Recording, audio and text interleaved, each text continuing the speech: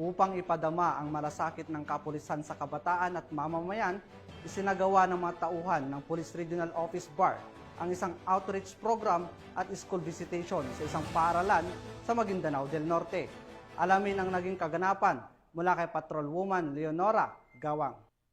Tagumpay ng outreach program at school visitation ang isinagawa ng mga personahe ng Police Regional Office BAR sa mga mag-aaral ng Puntor Primary School bilang pagdiriwang sa buwan ng Police Community Relations sa barangay na Balawag, Barira, Maguindanao del Norte nito lamang ika-17 ng Hulyo taong kasalukuyan.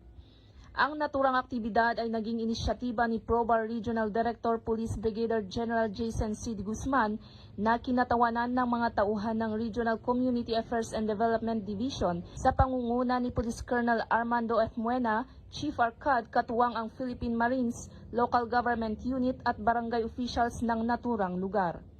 Naghatid ng saya at suporta sa mga batang mag-aaral ang aktibidad sa pamamagitan ng pamamahagi ng mga school supplies, tsinelas, libreng pagkain at iba pa.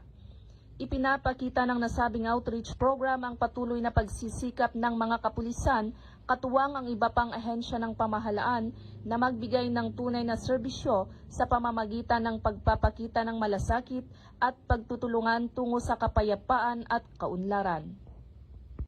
Mula rito sa barangay na Balawag, Barira, Maguindanao del Norte, ako ang inyong CNN correspondent, Patrolwoman Leonora Gawang, alagad ng batas, tagataguyod ng Balitang Pulis.